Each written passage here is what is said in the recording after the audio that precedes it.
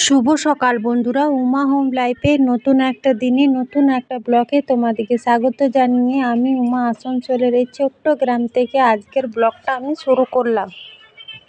তো এখন তো সামনে পুজো আসছে, তো মেয়ে এখন এই সাজবার জিনিসগুলো বার করেছে, কোনগুলো কিনতে হবে কোনগুলো বাছাই পড়বে। এখন তো এইগুলো নিয়েই বসেছে। তো এত জিনিস আছে পুজোর সময়, তো আবার বলবে এটা নেই সেটা নেই।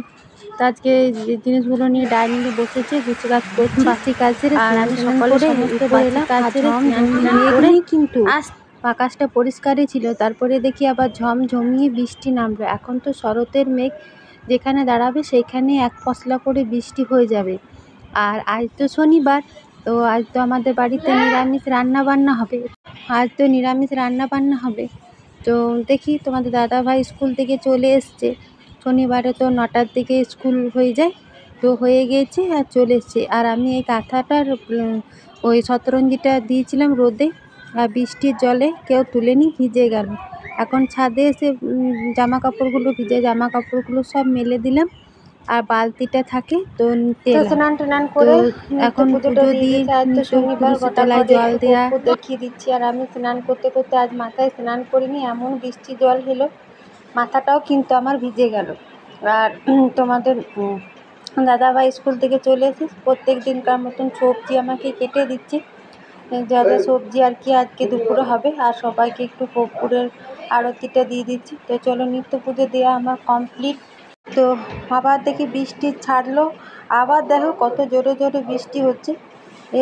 তো আর কিছুই তুললাম না, ভিজছে তো ভিজুক। আর কিন্তু মেঘটা সেরকম করে আসেনি, এই একবার করে আসছে কালো করে, তখন ওই এক পশলা করে বৃষ্টি কিন্তু যায়, কিন্তু মানে বেশ জোরেই হচ্ছে। কিন্তু কত বড় বড় বৃষ্টির টোপাগুলো পড়ছে।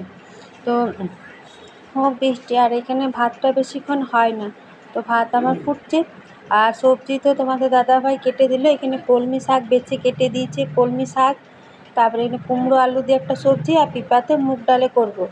আর জলখাবারের জন্য একটু আলু মুসুরি সেদ্ধ করেছি, আর শসা কেটেছি, সবাই জলখাবার খাবো।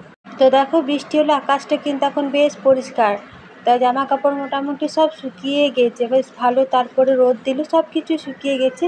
আর এই কাঁথাটাও শুকিয়ে গেছে, ভিজে গেছিলো ভালোই, তারপরে শুকিয়ে গেছে। আর রান্না টান্না কমপ্লিট করে মেয়েকে খাইয়ে আমি এখানে নিচেই শুয়েছিলাম, যেহেতু গরম করছে। ছোটো মেয়েটাকে ঘুম পাড়িয়ে দিয়েছি, ঘুমিয়ে গিয়েছে।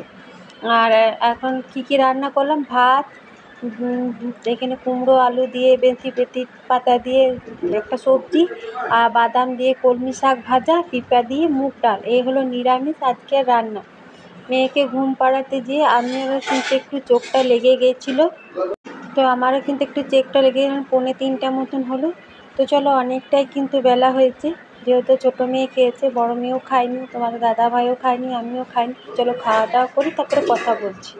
তো খাওয়া দাওয়া করে একদম রেডি হয়ে তোমাদের সাথে কথা বলছি। বাপের বাড়ি যাব, কিচ্ছু ঠিক ছিল না, ডাল তরকারিতে দেখলে রয়ে গেছি। কিন্তু তোমাদের দাদাভাইয়ের যাবার খুব ইচ্ছে ছিল, যেহেতু শাশুড়ি মা মারা যাওয়ার পর খাট পালতে যাওয়াই হয়নি, তো একবারই একটু তাড়া দিয়েছিল, ফটাফট রেডি হয়ে নিলাম। তো আজ তো শনিবার, আর কাল রবিবার স্কুল ছুটি আছে, কাল বিকেল পর্যন্ত চলে আসবো।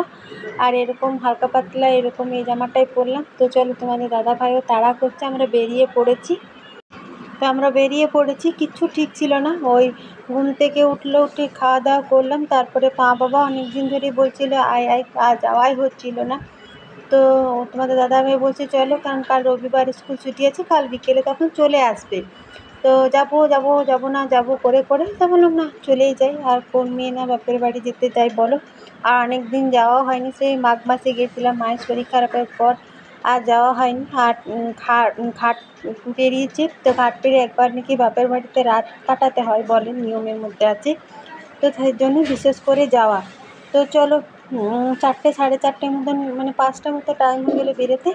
এখানে সামডি মোড়ে মিষ্টি, সিঙ্গাড়া, ভাইজিদের জন্য কুরকুরে নিয়ে নিলাম।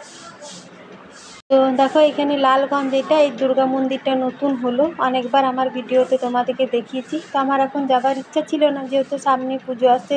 প্রত্যেক বছর তো নবমীর দিনে বাপের বাড়ি যাই, তো ভাবছিলাম যে নবমীর দিনই যাব। তো যাই, আজকে যাচ্ছি, কালকে চলে আসবো। তো আমরা এখন কিচ্ছু ঠিক ছিল না, তো বাপের বাড়ি ঠিকঠাক আর না থাক অলমোস্ট যাওয়া যায়। আর এখন বৃষ্টির সময় বেশ রাস্তাঘাট বেশ সবুজ ঘাসে ঘাসময়, দেখতে বেশ কিন্তু ভালো লাগছে। আর এই দূর থেকে কিন্তু খুব সুন্দর কাশফুল ফুটেছে। এই কাশফুল দেখেই মনে হচ্ছে হ্যাঁ শরতে দুর্গাপূজা আসছে, আর প্রচুর কাশফুল ফুটেছে। আর এই বছর যেহেতু ভালো পরিমাণে বৃষ্টি হয়েছে আর সবুজ পুরো দিকটা লাগছে, আর এখন সূর্য মামা অস্ত যাবে, বেশ সুন্দর কিন্তু লাগছে দেখো চারিপাশটা দেখতে। আর এইদিকে দেখো কিছু কিছু মাঠে আবার চাষও করেছে, তো কিছু কিছু মাঠে চাষও করেছে। এদিকে প্রচুর কাশফুল হয়েছে। এখন তো একটু মানে লেট করেই বেরালাম, তো ওই জন্য তাড়াতাড়ির মধ্যে চলে যাচ্ছি। আসার পথে যদি একটু তাড়াতাড়ি বেরোই তো এই কাশফুলগুলো একটু শেয়ার করব। তো লালগঞ্জ পেরিয়ে পরে যে বাজারটা পড়ে এটা হলো দোমানি বাজার। যারা আমাদের এই লোকাল এলাকাতে থাকো তারা কিন্তু দোমানি বাজারটা জেনে থাকবে। বাজারটা কিন্তু খুবই ছোট, মানে মানে রাস্তা খুব ছোট, বাজারটা হয়তো আরও অলিগলি অনেক বড় থাকবে বাজার, কিন্তু রাস্তাও খুব ছোট।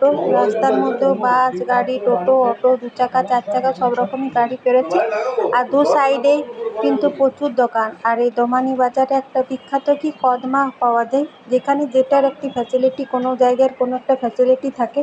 আর এই দোমানি বাজারে যেটা ফ্যাসিলিটি হচ্ছে কদমা, খুব সুন্দর কদমা পাওয়া যায় বড় বড় ইয়েতে। দেখো এখানে মুরগি কদমার খুব সুন্দর সুন্দর দোকান। আর সামনে যেহেতু পুজো আসছে অনেকে হয়তো বাজারও টুকটাক করছে, তো বাজারঘাটে বেশ কিন্তু ভিড় আছে। তো দোমানি পেরিয়ে এটা শিবপুর শিব মন্দির। আর বাপের বাড়ি অলমোস্ট চলে এলাম, আর আধ ঘন্টা মতো। এখানে শিব মন্দিরটা খুবই সুন্দর, তো এক লাগাতার মানে 1 ঘন্টার 10-15 মিনিট মতো টাইম লাগে।